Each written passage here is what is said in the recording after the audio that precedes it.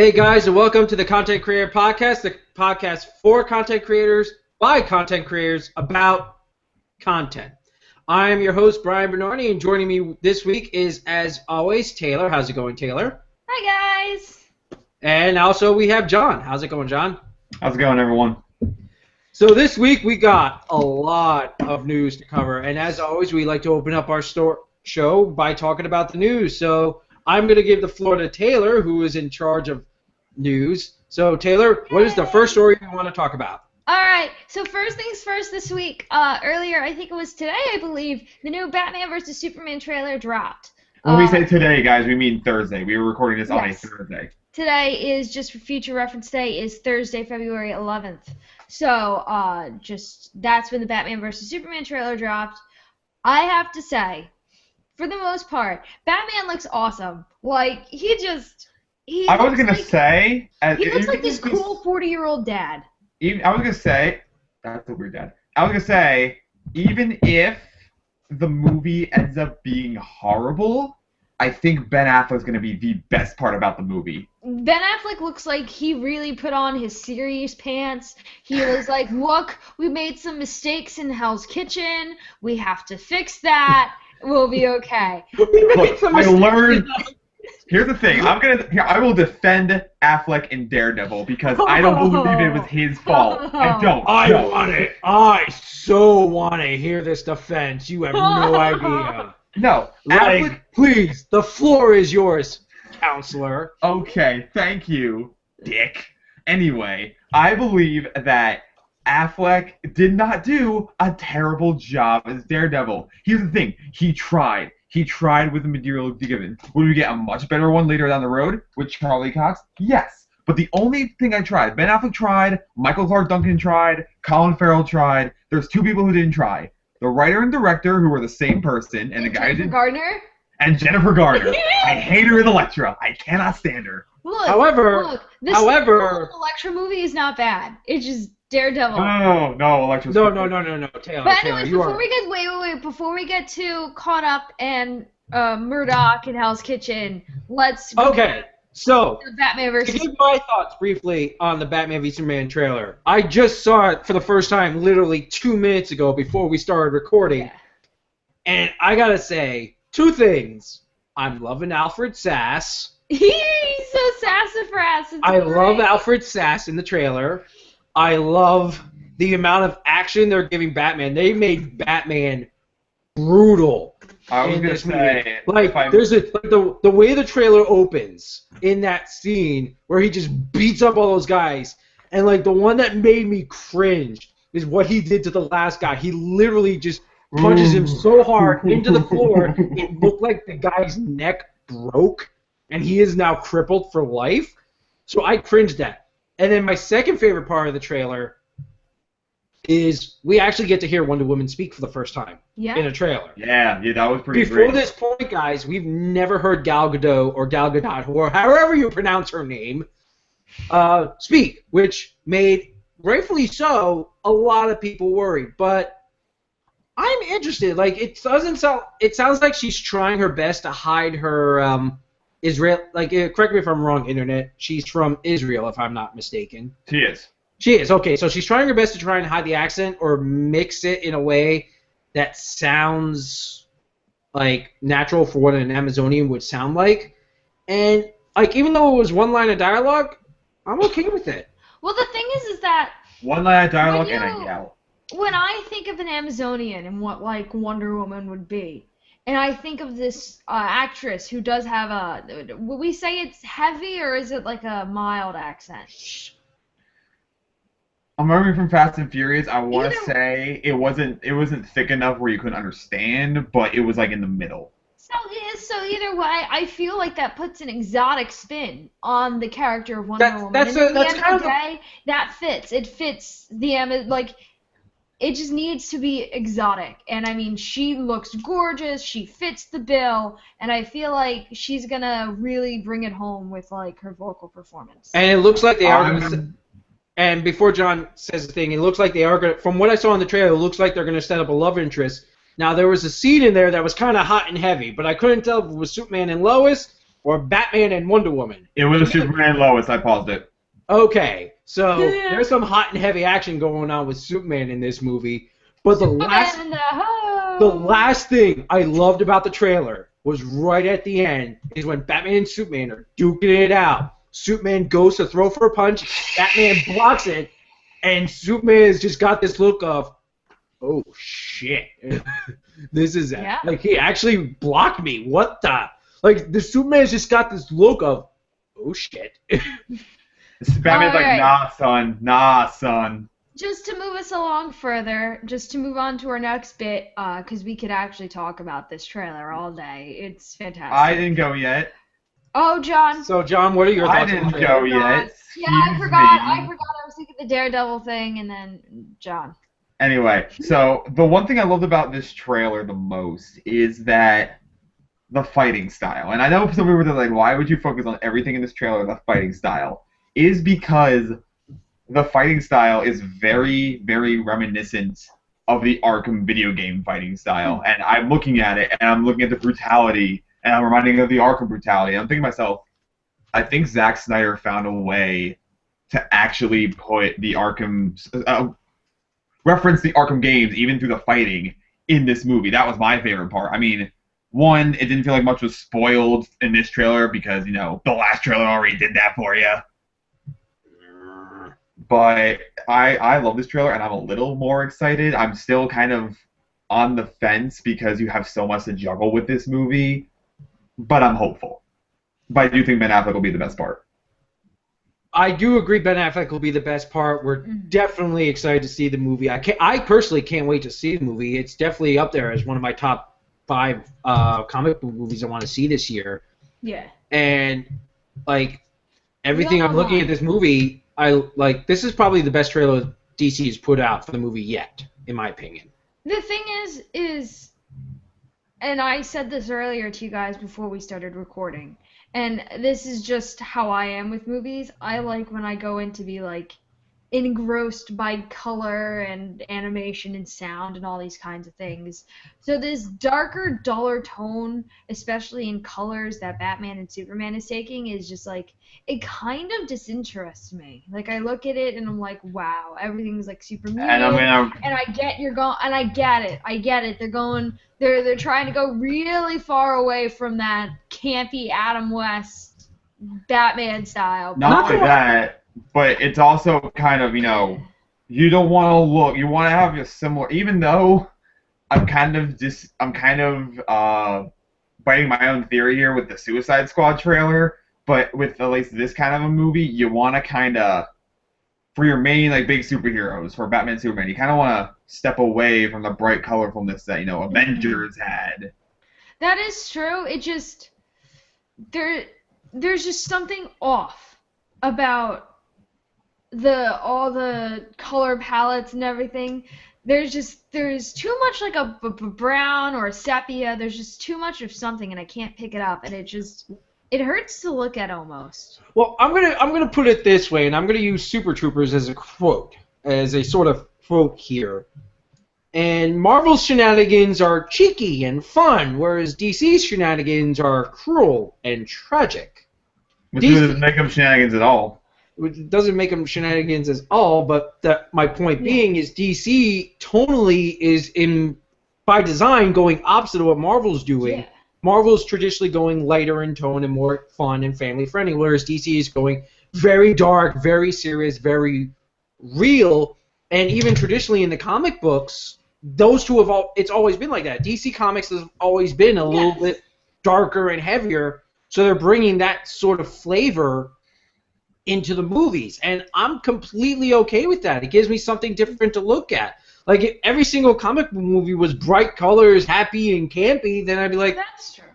I would get bored so quick. But this gives us a good bit of, like, you like item A, I like item B. This gives us 2 different options. So, and if you're a lover of both, then you're going to be happy either way. Oh yeah.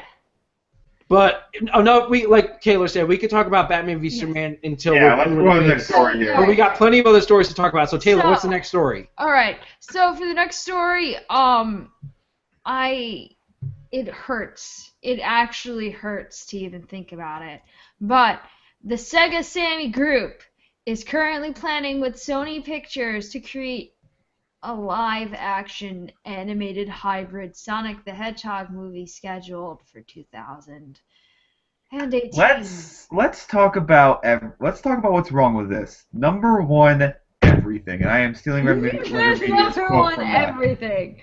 I'm stealing Red Letter Media's quote on that one, but oh. All right, let's look at this bit by bit. All right, so this is like it's a successor to the new Boom series, and there's the new Boom games, and I'm gonna call the plot right now. The Sonic Boom team finds their way into our world in modern day New York City because I'm just saying we're back, a dinosaurs movie.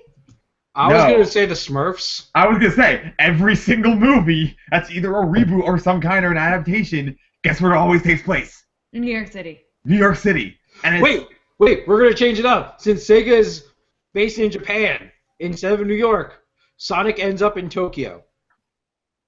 Still stupid. Anyway. There's not much information known about the movie at this point in time, except there is a movie, it's slated for 2018, and it's a live-action animated hybrid. That's why I'm saying they're going to show up in our world, and Sonic's going to be CGI, and Knuckles is going to be like, whoa, what's this, a hamburger? Like, I don't even want to think about it. Like, it hurts. It honestly hurts, like, me deep within my soul to think that they thought this was an okay idea. You know what? Here's the thing. Sonic Boom Rise of Lyric was a low point, and so was Sonic 06. I think we found a new low point. No. It has to come out first. I agree with Taylor. The movie has to come out first for it to be a new low point. And it has to be bad. I'm not saying right out the movie's going to be bad. I'm not saying right out the movie's going to be bad. No, I'm saying it's a bad idea. I'm sorry, I take that back. I think it's a bad idea, but the movie could surprise all of us and be the next Lego movie. I'm just saying. Why'd you do that? Brian, why'd you do that? Because when I first heard about the Lego movie, I thought it was going to be a dumbass movie, and it turned out to be my favorite anime movie that year. All right. I was the same way, So that's why I'm making that point. It could completely do a 180 and be like, this movie's awesome. And just so we don't stay on this topic too long, so I don't actually spontaneously combust and then set my whole house on fire, we're going to move on to the next topic because this is super rage-inducing. So, earlier today, Ubisoft actually made a few announcements. I have a theory that these announcements are connected, but you know, who knows? First and foremost, the big part of this announcement is that there will be no Assassin's Creed for 2006. Bless. Celebrate. Rejoice that they I'm so tired of this series. I'm so done. Well, I will say Syndicate was okay. Assassin's Creed Syndicate was okay. I'm sorry. Syndicate, from what I can see, was largely heralded as like an okay game. Mm-hmm. Unity. Unity is where it all goes wrong, because Unity, when it came out, was I would say it goes mess. earlier than that. There are only 2 games in that series I've actually genuinely enjoyed. 1 and 2? No, 1 and 4. I did not I've gone on record saying I did not enjoy Black Flag whatsoever. You have, and I'm gonna say I did. I got bored of that game, so I didn't enjoy it. My personal favorite Assassin's Creed game is probably Brotherhood. Brotherhood is probably my personal favorite, and then after that would probably maybe be Assassin's Creed 3, and that's a big maybe. And then after that would be Syndicate, and everything else can just go the other way. Well, anyways, Ubisoft made a few statements today on this topic. To quote, they said, "This year we are stepping back and re-examining the Assassin's Creed franchise. As a result, we've decided there will be no Assassin's Creed franchise in 2006. Shortly after, their CFO made an announcement. Or 2016. I was thinking Sonic 06 in my head. But later on, after that first announcement was made, the CFO came out and said that in the next 14 or so months, starting after the new fiscal year starts for them, they're going to be working on a new AAA IP. There's not much known. They didn't say much about it except that there is a, quote, strong digital live service offer. I have no idea what that means. All the websites that I've looked up says that this can mean a lot of things, but none of them have gone into actually explaining it. I hear live digital service, and my immediate reaction is EA Access. I'm scared if you say that. But that's my immediate reaction would be some EA Access Star Wars Battlefront type crap. The thing my gut reaction was an Assassin's Creed MMO. That was my gut reaction. My gut reaction on this is, and let me just, they went on to say one more comment, and this is the comment that fuels this like super conspiracy theory-esque idea in my head right now. So they say the game is targeted towards the core audience of their games and not the mass marketed kind. So I think they're trying to take a step away from the formula of a game a year in their big AAA title series. Because people are getting fatigued like no tomorrow. I am an avid watcher of YouTube, which means I have spent more than my fair share time at the Game Theory channel, which means I've clearly seen the Game Theory YouTube video where he talks about the Assassin's Creed games and how they're connected to every single other game Ubisoft releases on a yearly basis. I really hope that this game is the game that connects them all. That'd be kind of funny, actually. That'd be kind of funny. Like, but the thing is that like at this point they're not even trying to hide the fact that all of their main series once a year release titles are in the same universe. They're not even trying to fucking hide it anymore. No. Meanwhile, Taylor gets a text message. That wasn't me. That was me, actually. I apologize. Oh. Sorry, I just assumed Taylor no, was the only... I'm sorry about that. That was me. I'm sorry. I just assumed Taylor was the only one in this group that was not smart enough, that had an iPhone. I'm sorry. I'm an Android elitist. Tirade over.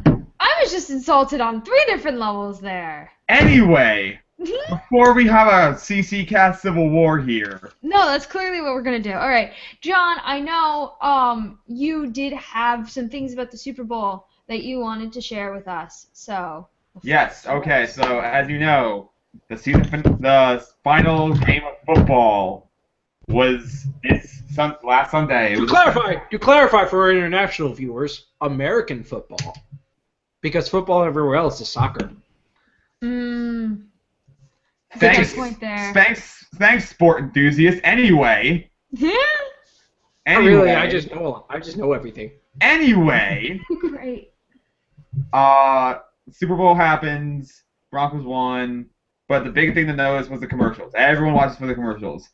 I watch the commercials and the Super Bowl spots, the Super Bowl movie spots, because that's when we get new footage from all the big movies. And there was some cool stuff. You know, we've got Civil War had a cool trailer.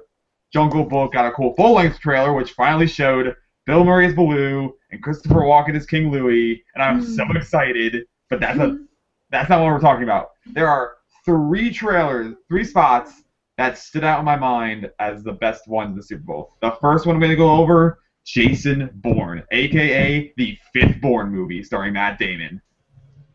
Now, here's the thing. I love 3 out of 4 Bourne movies. I love Identity, Ultimatum, Supremacy. That is, like, to me, one of the best action trilogies ever made. Legacy was a thing that happened, but we're going to never pretend it happened, and now Matt Damon's back.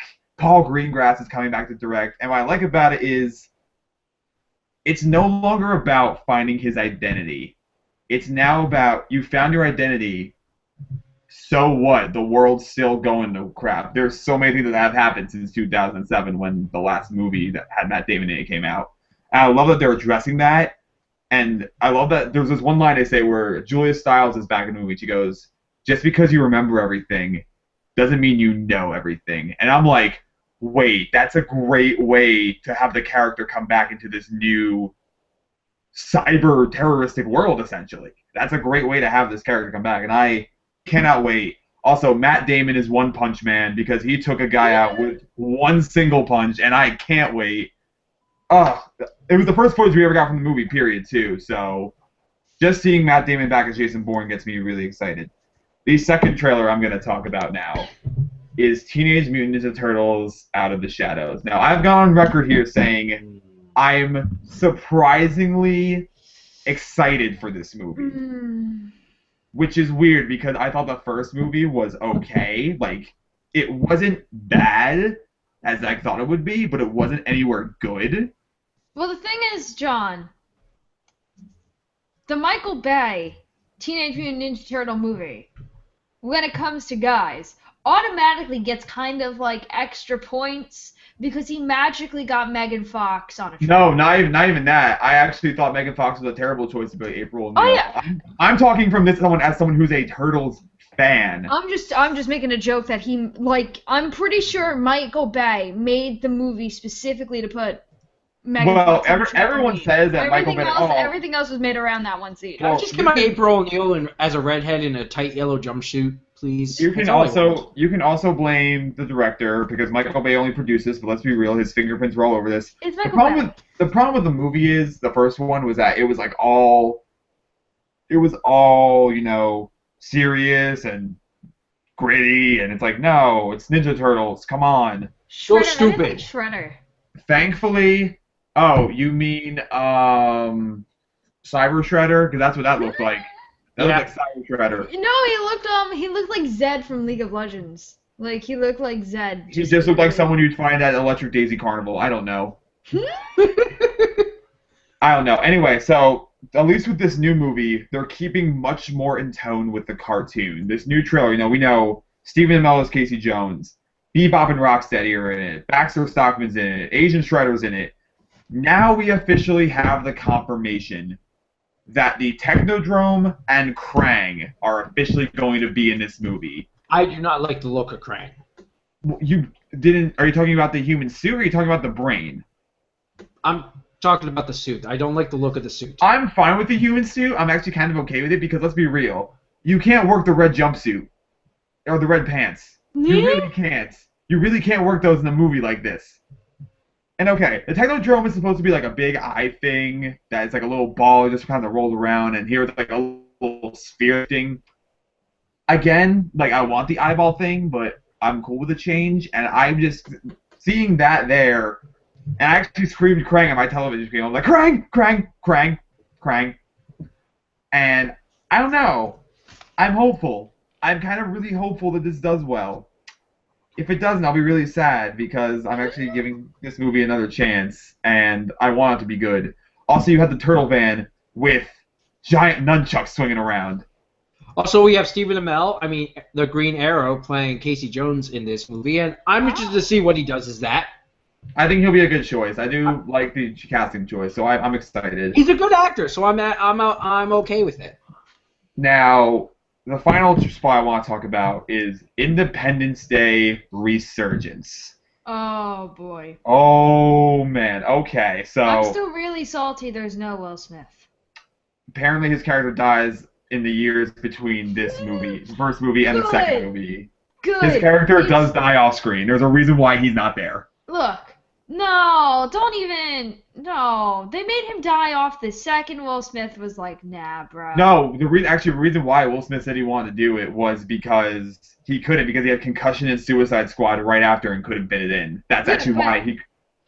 Yeah, and that's why his character dies in the movie. They did it afterwards. Like if they did it beforehand and they were just like, we just don't want Will Smith's character I'd appreciate the death, but I don't. With everything nostalgia coming back. This is the definition of knowing what your audience wants. You have, okay, the most American thing ever, the Super Bowl, and you have the planes flying over. And then let's have some goddamn spaceships fly over and start shooting things up. Got Jeff Goldblum? You got Jeff Goldblum. You want Bill Pullman? You got Bill Pullman. And then just when you think, you're like, all right, I'm okay. But how are you going to top blowing up the White House in the first movie? Let's drop all of Dubai on top of London. Dubai on London. Wait, I haven't actually seen the trailer. Are you saying they literally pick up Dubai? Yeah, literally. There's a line Jeff Goldblum says. Literally, Jeff Goldblum has this great line where he goes, "What goes up must come down," and then just Dubai and the line just comes down on top of London. And I'm like, let's go. I'm sold. From that line and that money shot, I'm ready. Let's go. I've waited 20 years for this. Boom. home. I love him. He's a miracle worker. He looks to be fantastic. Bill Pullman's back. The crazy scientist guy is apparently back. Brent Spiner. He explained in an interview that you never really hear anyone say my character died in the first one. This is true. This is very true. Like, he said that in an interview, and I'm like, and I went back to watch the movie after I saw that interview, and I'm like, yeah, no. All Adam Baldwin did was check his pulse and then go about his business. So, like, is checking a pulse the movie's way of saying he's dead? Not really. All right. If they didn't say it didn't happen. So, we're going to move on. John, I presume you're done. I am done. Yes, I'm All right. done. We're going to move on to our next piece of news, which I'm actually super excited about. I've been actually mulling over this in my head all day. Hardcore Henry. The trailer premiered today? No, a couple days ago. I mean, Couple days ago. All right, so generalized premise for people who have not seen it yet, have no idea what the hell we're talking about. Which would be about all of you. Hardcore Henry seems to be a movie that takes a lot out of the style of a first-person shooter game. I mean, take it off the bat, like, the viewpoint is like there's a camera in front of a person's face, and, like, that's what you're seeing. You're seeing whatever your main character is seeing. Like, and it's really cool when you see all the action scenes, and you see the guy go into the drawer and grab the guns and throw the grenades. And the film premiered at TIFF, Toronto International Film Festival, last year, and got picked up by STX, who released, The Gift, The Boy, etc. Yeah, the whole movie is as basic as action movies go. Man is resurrected from the brink of death, remembers nothing of his past, goes to save his wife. Simple as you can get. I think the first-person aspect is what's selling people, because this is also produced by, I'm saying the name terribly, but you're going to know the name in a second, Timur Bekmambetov. That's Russian. He has directed Wanted, Daywatch, Nightwatch, and he's produced Abraham Lincoln Vampire Hunter. Damn. So this is a man. I don't know on that last one, good sir. Sorry, I did not like Abraham Lincoln. I like the book. The book was good. The book's good. The movie's terrible. Anyway, this is a man who knows how to use style well. This is someone who knows how to sell style. And when someone's like a game. Yeah. Like, it really felt like watching, like, a Let's Play or something. There's an even cooler trailer where there's literally a shot in the movie where the character is flying off a plane, and he's just flying wrong. He aims right for a tree, and you can see what's going on instead of moving the camera everywhere. And I'm like, wait, this is great. I am actually interested in the shooting style of this and the fact that the whole movie was shot in a first-person perspective. I'm interested to see that. However, as an action movie, I'm also worried that we might get one of the things I hate in action movies now is a lot of shaky cam, and that's mainly because I'm the kind of guy, when I watch an action movie, I want to see what the hell is going on. And when you add shaky cam to it, yeah, some people might like it and add tension, but for me, it's like, you're shaking the camera. Hold the camera still. I want to see that guy get punched in the face. Just hold the camera. Just hold the camera still. I want to see what's going on. He can't really punch a guy in the face. I agree with what you're saying, but let me just say, from what I've seen, like, the action scene-wise from the trailer, it doesn't seem to be like that's going to be a problem. No, excuse me. From what I've seen from the trailer, I don't think that's going to be a problem either, but I still have to keep that in my mind, because that might, it might keep me hooked for the first couple minutes, but I feel like I'm going to see the movie no matter what, but I feel like that might be something that can take a lot of the general audience out of the movie completely, or it might be one of those weird things where it just incredibly sucks the audience in better than what most traditional shooting styles can do. All right, I will say this. Final words? I will say that at the Toronto International Film Festival, this did win the People's Choice Midnight Madness Award. Now, at festivals, Midnight Madness is when they show all their cult action horror films, and if this is winning the award for it, then yeah, this is. That's good. That's good. That's very good if it won the Midnight Madness. And when does the movie come out, Taylor? Did they have a release date slated in the article? April 8th. All right. April 8th? Awesome. April 8th it'll come out. So, Let's make every child in the world super happy today. We get an 8th Harry Potter book. Yay! Oh my god. Alright, so Harry Potter and the Cursed Child. Technically not really a Harry Potter book. She is writing it, so it counts. No, they're taking the script and putting it into a print form, that's all. I've heard that Rowling is potentially going in and like actually making edits. Okay. This Rowling is going to have a hand on it. Her name is on the book. Okay, but I think it's more just a story based off of idea. I don't know. I mean, I don't know. No. Here, look, I see now. The play is from the original story that's written by J.K. Rowling, Jack Thorne, and John Tiffany. So there was a story that the three of them wrote, and then they derived the play from it. So I don't know if we're getting like the lore, like the master lore book for the play, or if we're getting like a third thing, or if we're getting this original piece. It says here that both parts of the stage play's script would be released in print and digital formats as Harry Potter and the Cursed Child Parts 1 and 2. So I think it's literally just a script, just in a book format. Wait, hold on. There's a special rehearsal edition of the script book, too. That's the first edition. That's like the very first edition, the preview script, because they always make previews. They always make edits during the script during previews. That makes sense. And then at a later date, it's going to be re-released as a definitive collector's edition, which I think is the final script. I think. But either way, the fact of the matter remains, you're getting an 8th Harry Potter story after so many years. Which I am super excited to read. Harry Potter is actually one of the few book series. I don't read many books. I am not a book reader. But Harry Potter is one of those series that I literally sat down and read almost every single book all the way through. Harry Potter just has that.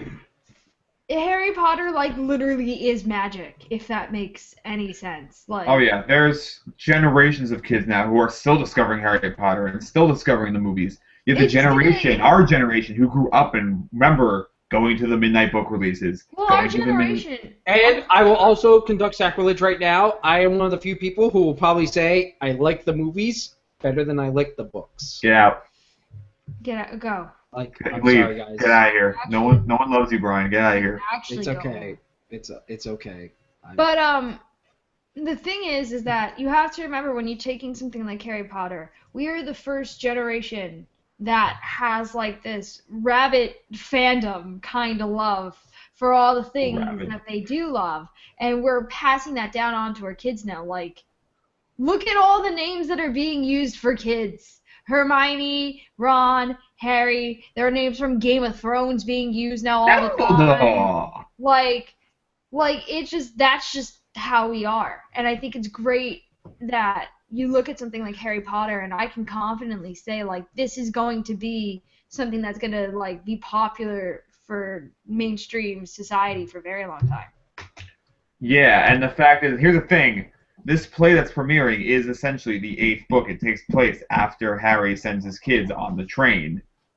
However, the play is only going to premiere in London's West End exclusively. It's not going to be premiering in the U.S. I think if it does well, there probably will be. If it does well, then it'll transfer to Broadway. If it does well, then great. But I do think for right now, it's exclusive to West End only. But at least you have the ability to read this next chapter in the story. Yeah. And even though you can't see the play itself and see the drama unfold before your eyes, at the very least, you'll be able to see the play with the way the world is now, with the power of the internet. Yeah, somebody's gonna film it and put it on YouTube. I'm sure these guys will be like, all right, we're gonna record the play, put it either out on DVD or upload it to YouTube, or do one of those Fathom event things, or they just put it on NBC. Live stream it or something. I'd be okay with either one. It's just the fact that we're getting a new Harry Potter story is what makes me excited. Bless you. All right. God bless you. All right. Just so we're a little short on time, we do have 4 more news pieces left, so we're just gonna breeze through those. So Fast and Furious 8 Charlize Theron is apparently going to be their new villain. No, she's courted to play the new villain. She hasn't decided it. Yes. I'm okay with that. I'm okay with that, but at the same time, I'm wondering if it's too soon to go back after Mad Max Fury Road to the world of diesel oil and all that stuff. She might be a car nut. You never know. She might be a car nut, so... Maybe. If she's in the movie, great. I would love to see a female villain in the series. That'd be fantastic. That'd be pretty cool. So then we have Johnny Depp, who's been casted as the Invisible Man. Which is another idea in Universal's terrible, let's reboot all our monster movies, starting with Tom Cruise as the Mummy, and now Tom Cruise as the Mummy. No, he's not. I don't think he's cast as the Mummy. He's cast in the Mummy. No, I think he actually is cast as the Mummy. I will have to double check that, but if that is true, okay, I am even more interested. We have Brian Fuller. I'm sorry. Continue. But Johnny Depp as the Invisible Man, I'm okay with it. All right, and then we have Brian Fuller working on Star Trek. Okay. Yeah. For those of you who've never seen Hannibal, y'all need to watch Hannibal. It is one of the most underrated. It was one of the most underrated shows on TV. It got canceled because NBC didn't know what to do with it, and I'm so happy that Brian Fuller went from that to Star Trek. That's a great transition. I completely agree. I watched a few episodes of Hannibal the other day based off of friend's request that told me I should check it out a couple weeks ago. And, oh, man, it is so good. I've heard it. It is so good. Holy crap, Mads Mikkelsen, you are amazing. Well, we already knew that, didn't we? Then the last piece of news before we go on the big chunk of the episode today. Yeah. Bad Boys 3. Okay, what you gonna do? Literally, okay, two things happened. Two things have happened. One, Will Smith came in an interview and he said, "Yeah, I saw Martin Lawrence like a couple of weeks ago, and we just hugged each other and looked at each other. In that moment, we knew we're doing another one. So there's definitely gonna be another Bad Boys." And then Joe Carnahan, who's known for directing Smokin' Aces. The A-Team adaptation. Which wasn't that bad. All pretty good action movies, more than capable of handling. He released a photo, I believe, on Twitter. Essentially, it's a photo of a man on a motorcycle, just riding around on a motorcycle for, I don't know why. I'm actually getting the photo up right now, so give me one moment. And he said, here's an image, and he says, it says Bad Boys 3 pre-visualization. Who is this man? And how bad is he? Hashtag Bad Boys 3. Now, Joe Carnahan has actually been in the running to direct for a while, not Michael Bay.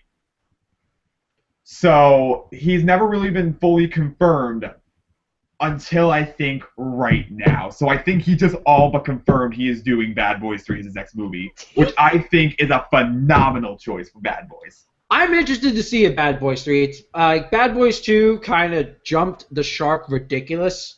In the best way possible. That is one of the best action movies ever made. I completely agree. Bad Boys 1 was okay. Bad Boys 2 was fantastic. Bad Boys 3 with Joe Carnahan at the helm, I am incredibly interested. Would I have liked to see Michael Bay come back? Yeah, but he's got his hands full on another train wreck of a movie. I'm sorry, Michael Bay. Transformers 5. I'm sorry. Oops. I'm sorry. Did I say that out loud? Fucking Michael Bay. Yeah. I'm excited. I hope this comes out. Apparently it's coming out, I think it has a date of May of 2017, so it's coming up soon. That is interesting. Will Smith is a busy bee this year. Yeah, jeez, he's got a lot of.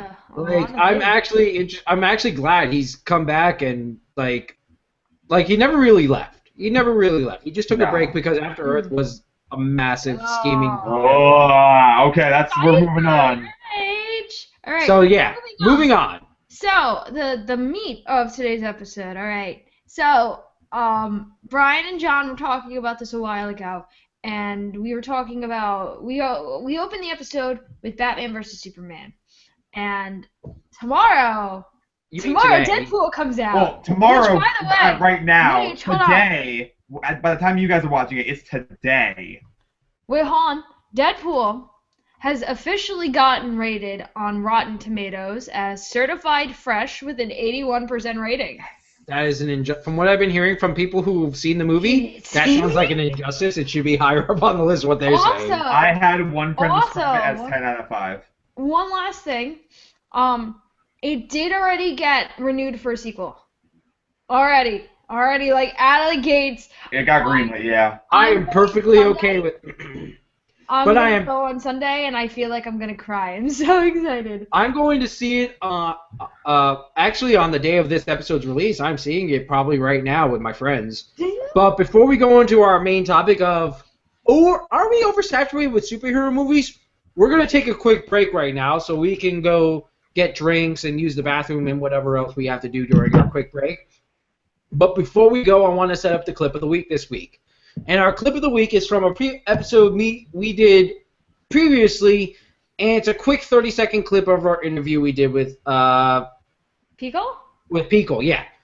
With Pico, and it's a quick 30-second interview. If you want to watch the full interview, the link to that episode will be in the description below, as well as on our YouTube channel, which you should definitely like, share, and subscribe. But we are going to take a quick break right now, and when we come back, we're going to talk some more superhero movies.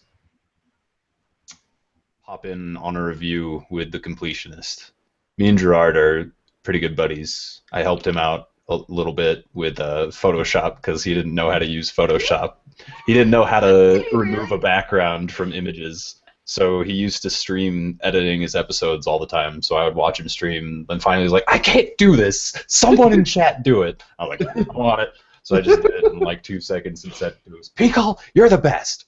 All right, cool. I actually became pretty good friends with him by doing Photoshop work for him because I was bored. Again, boredom is the key. So boredom is the key. So guys, if you want to get into a Let's Play, just be bored. Is the advice Pico is giving you right now. Yeah. So, like, I kind of want to ask, like, because, like, I looked up a lot of your YouTube videos, and you mostly play old Nintendo games. Was that what you wanted to do from the beginning? That's where it's at. That's where it's at, man. Old school Nintendo is just where you got to be.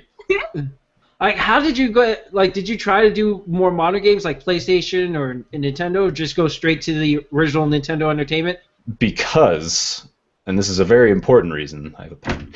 Because when I started, you need pretty good hardware to do all this stuff at this point. If you want to do like the modern games, you need a computer that can run a modern game and also stream it or record it at the same time, or you need a piece of hardware that'll get it from your modern console to your computer and have good enough hardware to record it on the computer. So at the time, I was running this Dell hand-me-down broken-ass computer that cost probably like $150 to get in my room. And my first video I ever made was a camera on a tripod pointed at a TV, and I deleted it the day after I uploaded it. I was like, I'm not starting on this. I'm not starting on this. So I went to my dinky, super cheap piece of crap Dell with like a tiny little old-ass monitor, and I figured out how to record emulators. And that's the way I did it. So that's why I had to start with old-school Nintendo games and the old-school stuff, because that's all I could manage to record at the time.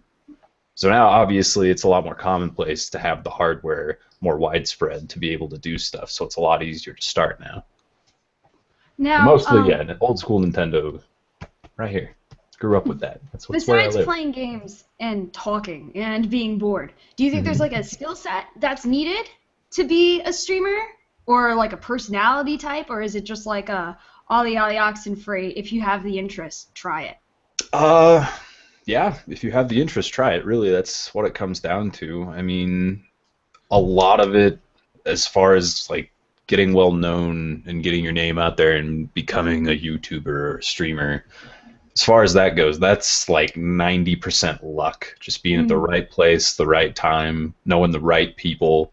Networking is about 8%, and then your actual personality, I would say, is 2%. Because there are people out there that are way more famous than I am, that when I hear their voice, I want to punch someone in the face. So it's totally luck. So if you want to try it and you're interested in it and you're bored and you've got the time, I would definitely recommend it if it seems like something you'd have fun doing. But don't go into it thinking, I'm going to be the next big celebrity that plays video games and says stupid stuff. Now, is there a specific influence that has influenced your style, or is that just straight Pat? Or, like, has there, and I don't even mean from YouTube, like movies or TV shows? No, actually. At first, because I was watching Nintendo Capri Sun a lot. I wanted to do like the whole thing he was doing at the time, where it was just you talk about the game and then randomly out of nowhere during a boring point you'd start telling like a random story from your life at the time, like almost like a diary in the middle of a video game. But that quickly became clear that that wasn't really for me. I'm not really a diary, this is what's going on in my life kind of guy. So I just kind of started doing the whole loud noise reaction thing that PewDiePie was doing. I didn't even know who he was at the time. That's just kind of the way it went, because I would like randomly make a random noise, like if I got killed in a game or like got hit or something crazy happened that I wasn't expecting, I would start making loud noises and stuff, and people would leave comments like, "Oh, this timestamp the video, that was hilarious," like that, "Oh, I can't stop watching it." So like that triggered something subconsciously in my head that, oh, I need to start doing more and more loud, crazy, ridiculous reaction stuff. And then I compared like one of my videos to one of PewDiePie videos, and I don't like PewDiePie videos. Hey guys, welcome back. We're back from our little short break, and now we're going to talk about whether or not superhero movies are actually being oversaturated in today's media. So, but before we do that, that sounds like a really bold, super like big like Tumblr war topic when you really think about it. Yeah, we're not trying. We're only on the neutral side. We're only on the side that just wants to ask the question. But I think before we even get into that question, we should probably go back a little, back in a time machine, if you will. Let's go back. Let's Is it a explore. TARDIS? Let's explore. The time machine is a TARDIS. The history of superhero movies. All right, so this has kind of been like my life for like the past 4 or 5 days. No, it really has though. So just so you guys know, brief history, or just a idea of what kind of movies we're looking at. Because when you say a superhero movie, you know, the idea of a superhero is kind of different depending on who you're talking to. We were actually just talking about this earlier. Because one of the first movies on here is actually John was saying, I don't consider him a superhero. Okay, let me clarify this so I don't piss off a lot of people. I think you have really valid points, though, within your reasoning. I can't lie, John. Okay, because I don't want to piss people off and say he's not a hero. He is a hero, just not in the definition that I would consider a superhero. That's just me.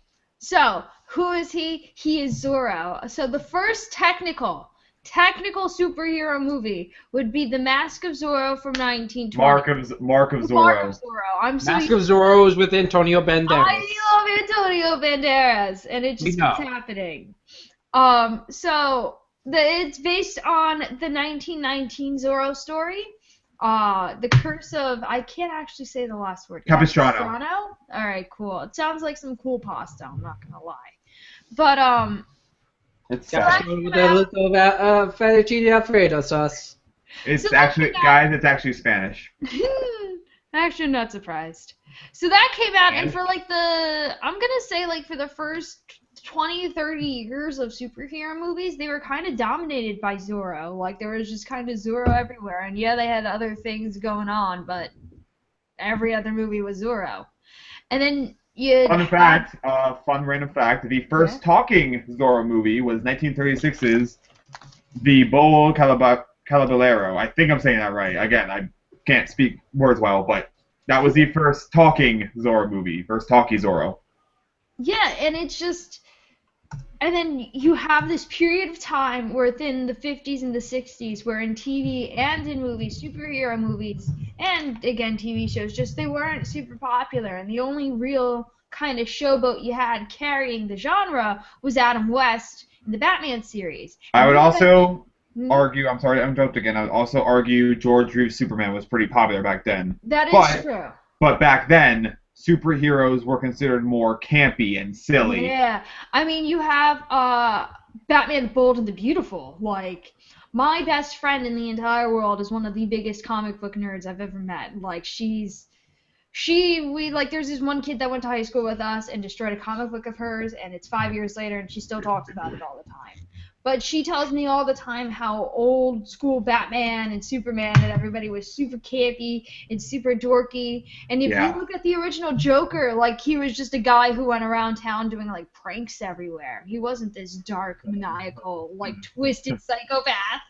I'm thinking of Cesar Romero now. And if you think of, and just to add into this list, unless they've already mentioned it, whenever you think of superhero movies, you're thinking like comic book characters and stuff like that, Batman, Superman, Captain America, those guys.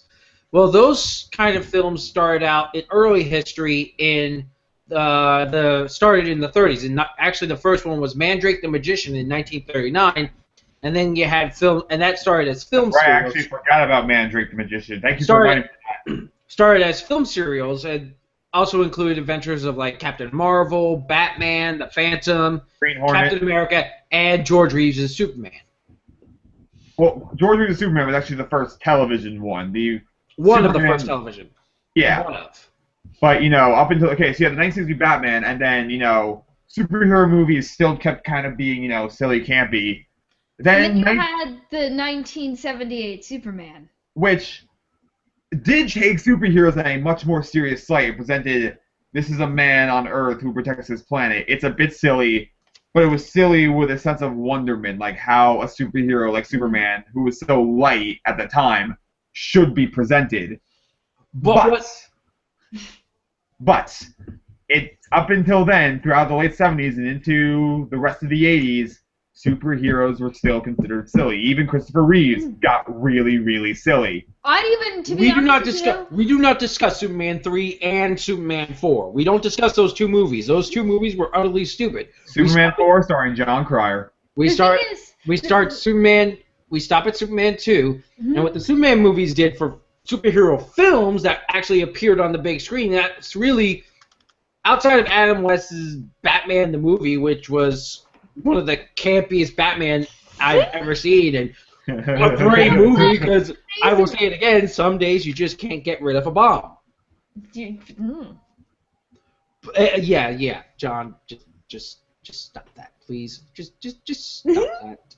No. The thing is though, John, what you said earlier about them being campy into the 70s and the 80s, to an extent, I'd argue even into the 90s. The 90s were kind of like that adolescent period where they kind of tried to figure out what they were all about, and then they went super edgy. And that's when the Dark Horse comes in. And then they made a bunch of mistakes, and then they made Batman and Robin. Well, I'm gonna stop right there. That's where the Dark Horse comes in, because in 1989, Tim Burton's Batman came out. And let me talk about Tim Burton's Batman for a superhero film changed the game completely. For once, Batman was no longer presented as, this campy, bumblegood, rich playboy who just goes around doing silly stuff in a costume. No, this was a legitimately serious Batman. This was a Batman that went to places you never thought possible, and it blew everyone's mind. It still blows people's minds almost 30 years later. Because, it created, or not even created, it kind of took this idea, because I'm pretty sure by this point the comics were starting to take that darker route. Am I right? You are correct. You are correct. Yes, you are correct on that. This is around the time of Frank Miller's Dark Knight Returns, Dark Knight Rises. You were getting so many darker turns. Getting that raw grittiness that now DC is kind of known for, and like we said earlier, it's like what they're really going for in Batman versus Superman. But you had, Tim Burton is always known for just taking the dark side of life and just putting just the right amount of it into whatever he's working on. And it's just seeing Batman in his full glory in that movie, it's almost like a religious experience watching that, because it gives you this idea of this is what superheroes could be like. They could be these mean green fighting machines. Speaking of mean green fighting machines, the year after Batman came out, you got the live-action Ninja Turtles movie, the very first one, which presented the Turtles in a more actually adult kind of light. For a movie about 4 talking turtles who know martial arts, Yeah. This movie presented them in actual serious light. There were stakes to it, and it actually is a very good movie. Though, side note, are we talking about the live action? Are these the live action ones? Yes. Yeah, These yeah. look The one. absolutely horrifying if you rewatch them now. But just the puppet work and the costumes terrify me. No, that would come in the later Who movies. But yeah, like around this, like in the late 70s, between the 70s and the 90s, you had a ton of superhero movies. A ton. Some of them were good. Most of them were pretty cheeky and bad. Tank Girl. And some of them were also kind of entertaining, like Toxic Avenger. Toxic Avenger was entertaining. Flash Gordon is a bad movie, but it is so good. You obviously Howard get Tim Burton. We don't talk about. Why'd you talk about it? Why'd you even bring that up, John? Tim Burton's Batman, obviously we just mentioned. Swamp Thing, Conan the Barbarian. Darkman. Darkman, an original movie, comic book movie. And then the 90s kind of changed the game a little bit. The 90s, for some of their, first and foremost, the 90s were really confused on what they wanted to achieve and anything. Yeah. The 90s, everybody was just really confused. Even Tim Burton's Batman. I love Batman. I love Batman Returns. I think Batman Returns is probably my favorite Batman movie. But like a subgenre came out in the superhero movies in the 90s. Of let's take an NBA player and attempt to make them a superhero. All right, so hang on. Before we continue that, I just want to give a shout out to one superhero movie. I'm gonna give a shout out to The Rocketeer, one of the most underrated superhero movies ever made. That is a great movie. Which is a throwback to the old serial adventures that superhero movies grew up with. I thought it was a really nice little loving tribute. Like Taylor said, the 90s had this issue of it couldn't really identify itself with anything. The way I would describe the 90s is the 80s was a massive drug-fueled adventure. Yeah. Oh, a massive drug-fueled party, and the 90s was the hangover afterwards. It was like they were trying to figure out what to do with all. It was like, all right, so the 80s they did all their acid and everybody did all the shrooms and everything like that, and then there was like a 3-year period where everybody was just kind of waking up and stumbling around their house. And then they found their journal where they wrote all of their ideas, and then they're like, you know what, we have to do all of these. Like, what's this? Sylvester Stallone as a Judge Dredd? Sure, why not? Pamela Anderson as a superhero? God, sure, no. that's a great idea. Billy Zane as the cross between the Hamburglar meets that purple dildo weapon from Saints Row 3. Sure, why not? Shaquille O'Neal as a superhero. Oh, God. Oh, God. It's okay. Here's the thing. This is around we could because we've been talking about nothing about history at this point, so I kind of want to change. All right, so let me just bring us change gears a little bit. I want to ask you guys a question. Yeah. What do you think if you were to pick a movie as the death of the superhero genre in the night before the current run of superhero movies, starting with you can argue Spider-Man or X-Men. What do you think was the movie that sealed the coffin for superhero movies for over 10 years in the 90s? I'm gonna give it to Steel because Batman and Robin is like stupidly entertaining sometimes. I'm gonna say. I am gonna give it to Batman and Robin because bat nipples. Like, that science. Like, but it's morning in the Congo. Now, I want to point something out first, because Brian did say, it sealed the deal for 10 years. Hang on. You had two good superhero movies, not three, two. Two good superhero movies in the late 90s, like 98. Mask of Zorro, Blade. Yeah, those are both 98. Yes. Actually, one came out directly after the other. Yeah, yes. Those are some of the exceptions to the rule, and people thought, and I guess studios thought those would resurge the superhero genre, but it didn't. And now, fast forward about literally 10 years. It's almost 10 years to 2002. 2002. Rolling into 2002? No, I would think 2000. X-Men. X-Men came out in 2000. I'm looking this up. Sam Raimi. X-Men is 2000, yes. X-Men was the start of the recent boom. Spider-Man 1 cemented it. I wouldn't even say that, because the thing is that there were massive stumbles in between the surgeons we have now and the beginning of the 2000s. Like, I feel like there was a little burp of activity in early 2000s, and then you have from 2004 to 2007 where, yeah, they had occasional good ones, but everything else was shit. And then 2007 happens, Iron Man came out, Marvel started their takeover. So here's Iron Man came out in 2008, and even in the 2000, that you had Spider-Man 2, Punisher, Batman Begins, stuff like that, V for Vendetta. But how many are bad in between them? But here are the bad ones that came out between those. Here are the bad ones that came out between. My Super Ex-Girlfriend. The League, Daredevil. I'm calling a bad movie. Sorry, Ben. Catwoman.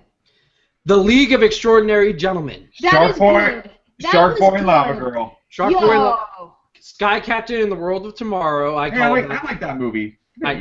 Elektra. So, up until that point. Son of the Mask. Okay. So, Spider-Man 2 came out in 2004. So Spider-Man 2 was I would agree with you, John. Spider-Man 2 is what cemented it. But in my opinion, you can make a just as good of, if not better, argument for a movie that came out the following year, and that's Batman Begins. I was gonna say Batman Begins also helped too. Batman Begins is, I think, the one that, like the two movies, I think that would start the massive superhero boom that we are in right now. Well, I think that kind of helped, but here's the thing: 2008. I'm gonna go to 2008 right now. 2008 had two significant superhero movies start the big boom of today. The Hulk and Iron Man. Iron Man and The Dark Knight. The Dark Knight? Dark Knight. 2008, Dark Knight came out. Oh, I thought that was 2009. No, Dark Knight came out 2008. I would completely agree with you.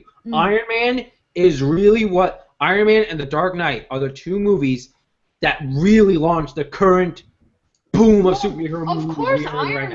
Of course Iron Man did, because Iron Man's the first one in the entire Marvel series. Yeah, this is the first one that kind of literally kicked off. Like, literally. There's no other, it kicked it off. Right. And because of the Marvel movies, because of Iron Man, because of Captain America. Watchmen. Oh, that's a different movie entirely. Never mind. Watchmen's a totally different movie. Like, Marvel is really the one that started the train and the massive boom of superhero movies we are getting now. And then the Avengers came out, and that just literally went from Avengers is what made it nuts. Yeah, the Avengers was made nuts, and the Dark Knight Rises was the same year. So, while you guys may say that it was the second boom came around in 2002, 2003, I think those movies in 2002 and 2003 were kind of I wouldn't really call them booms. I would call them... They were like the heartbeats. They were like the first heartbeats coming back to life. And then Iron Man came out, and it was like that first big beat. And the second Avengers came out, and everybody realized what the hell Marvel was actually trying to do. And the second those pieces came into place, that's when the resurgence in superhero movies really started. Because it was after that point... They just kept coming and coming, and now we have movies now literally up the wazoo until 2020. I should point out, that's a ridiculous thing, but I want to point out, we'll get into TV in a moment, because TV, too, is a big part to play. But in terms of movies, I'm counting right now, this year alone, 2016, we have 6 superhero movies coming out from tomorrow, Deadpool, to November. With Doctor Strange. That's insane. And I think in the year alone, Taylor, how many are coming out from at least now till 2020? Now, it's around 20 movies. Yeah, 20 movies. 20 movies. But let me go into the actual scary numbers here. All right, so between 1920 with the original Zorro movie to 1996, 72 superhero movies came out. Now, we take a 10-year time span from 2007 to 2017. 70 superhero movies. That means in that 10-year span, we are getting 7 superhero movies a year. The same amount of movies that we got between 1920 and 1996. That's insane. Which begs the question, are we getting oversaturated with superhero movies? And to that question, I personally answer no. I don't think we are. I don't think we are. Before you say anything, let me speak. Yes. I don't think we're getting oversaturated right now because in that time span, how many of those movies that have come out since then, how many of them can you truly say were completely terrible? A lot. Let me see. I'm actually looking at the list right now. I've got... 2007 and now, how many of them can you look at that list and say, that movie was atrocious? Ghost Rider, Fantastic Spider-Man Four. 3, Spider-Man 3, let me see here. The Spirit, Jonah Hex, The Green Hornet, Green Lantern, Amazing Spider-Man 2, Kick-Ass 2. Was Easy. Power Rangers good? That was the 90s. No, there's one in 2011. That's a TV movie. Yeah, don't worry about it. Oh. That was a TV movie. But yeah, so yeah, there's a couple I can list off. Oh yeah, Fantastic Four. So of 70, that's you listed off like a handful. So that's a small handful of movies out of 70 movies in the past 10 years that have truly been bad. Now, when you look at it, wait, Iron Man 2 and Thor 2. Those are your personal opinions, but I'm talking about like widely regarded as true bad movies. So that is a small number of movies that are really considered bad. So most of these studios haven't really fired off, especially Marvel. Marvel especially has yet to fire off a single really, really bad movie. And so far, every single studio has been firing on all cylinders. And like, are we getting a lot of movies every year? Yeah, but until our wallets, like until this thing right here says, I'm tired of seeing superhero movies, we're not going to stop seeing them. The problem is that what comes up must come down. And I completely agree. And I'm sitting here and I'm looking at all these movies, and like there are so many big titles, so many essential titles to these timelines and these universes that these studios are trying to create that are coming out in the next like 3-4 years. And I'm scared because like statistically speaking, some of these have to be bad.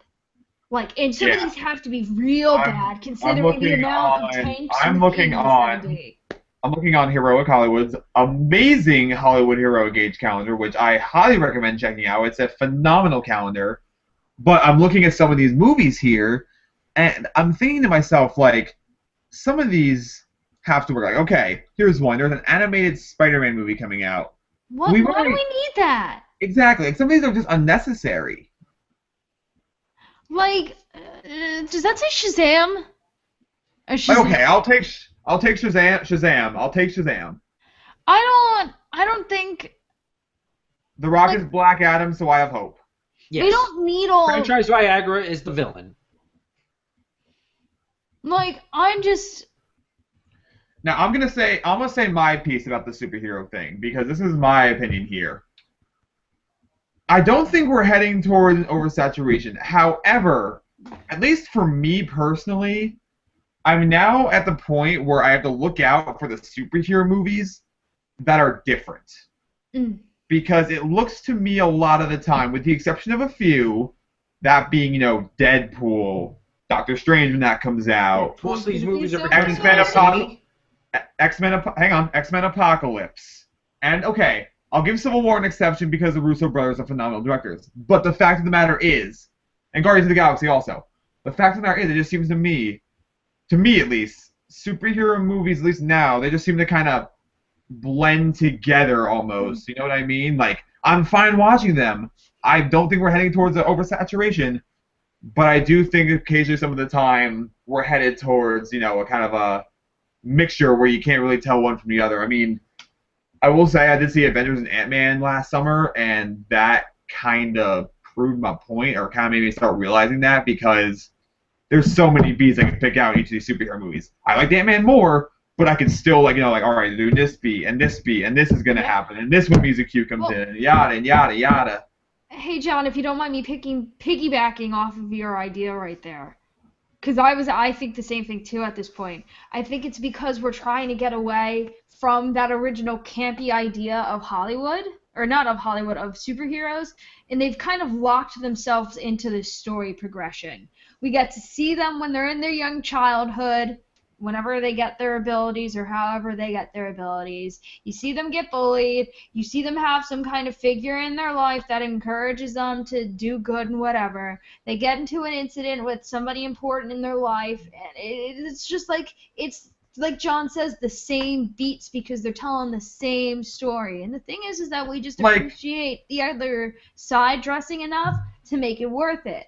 But they need to start coming up with new story arcs for superheroes. Like, okay, Ant-Man is at least creative because you're doing a heist movie posing as a superhero movie. Okay, that's interesting. I like that. The characters are fun. With Avengers Age of Ultron, I'm sitting there and I'm thinking, it's okay. I feel like we're kind of doing some stuff just to set up new movies, especially Thor scenes, which don't get me started. Literally, the best part about, the best scenes I think of Avengers Age of Ultron are the farm scenes. So what do you mean? I haven't actually seen Age of Ultron. I haven't had the time to sit down and watch it. I feel really bad. You'll understand what I'm talking about, but for the viewers out there who know what I'm talking about, the farm scenes I truly think are the best moments. Why? Not only the actor reprinting the action, but it's something different. It's like, oh, wait. Character development. This is a new character development to a side of a certain character who owns said farm we haven't seen before, which I'm not spoiling because Taylor hasn't seen it. But you are right. Some of the superhero movies are definitely becoming very formulaic in their format. Well, it's because they're locking themselves into this idea. Even Marvel, for all of its colors and, Deadpool-esque kind of, like, comic relief, like, they're still grittier than, like, what you were getting in the 60s. And when you try to create, like, superhero movies with realistic consequences and, like, darker undertones to it, like, there are only so many ways you can do that. Yeah, I mean, I will say this. They picked their method and they have stuck to it. I'm just going to go into this brief point quickly before we get back to the movie aspect. As much as the movies look to, sometimes be the same and whatnot, at least the television shows, week after week, episode after episode, are being entertaining. You got, on DC's side, you've got Supergirl, Flash, Legends of Tomorrow, Arrow. 4 shows right there that are constantly entertaining week after single week, with the exception of Arrow Season 3, but we're not going to get into that. Right. Well, actually, guys, I don't know about you, but I think maybe we should at this point leave the TV shows for next week, and we can give a review on Deadpool. We should wrap up for the night. I agree. We've covered a lot of detail here, and I don't think that there's any more that we can really cover without making somebody's brain want to fall out. Yeah. I completely agree. We definitely got a lot of stuff covered. We definitely covered a lot of the great news stories that are coming out this week. We could obviously discuss this topic for hours and hours and hours, and I feel like we are definitely going to return to this topic sometime soon. But before we leave, to sound like a hypocrite, even though some of us might think we're getting way too many superhero movies, I am super excited to see every single one of them. I don't know about you guys. Look, I may complain, and I may say that I'm a little afraid that some of them might be bad, but if you don't think I'm going to be in, like, the front row for almost every single one of these movies, acting like a 5-year-old whenever they come out, you're going to... Now, front row mean like this? Front row mean like the front row where you have to look up the screen like... No, because Taylor and I did that for Amazing Spider-Man 2, and it was god-awful, right? Well, the thing is that it wasn't even that bad because the seats were, like, put back, like, by, like, 2 or 3 feet. Anyways, thank you, everybody, for coming by and checking out today's episode. We do, like Brian said during our little 30-second clip show thing, we did interview Pete Cole a few weeks ago, so there's that. We do have a few other episodes on the channel, so make sure to check those out. So... And before we go, guys, you can obviously follow me on Twitter at Brian Bernardi. John, where can people follow you on Twitter? You can follow me at jmscott193. And Taylor, where can people find you? And you guys can find me at Aguamentius Twitter. And you can obviously follow the show itself at CC_cast3. And be sure to follow, like, share, and subscribe this video, guys. Spread the word. Tell more people about our show. Bring them in. We love to talk to people. And if you want to join another conversation, you can put your comments in the comment section below or tweet to us on Twitter. Or hopefully by next week we have, if you guys want to email Twitter, send us some questions, send them to at CC_cast3. CC_cast3, sorry. Mm-hmm. And always remember, guys, content is king. Bye-bye.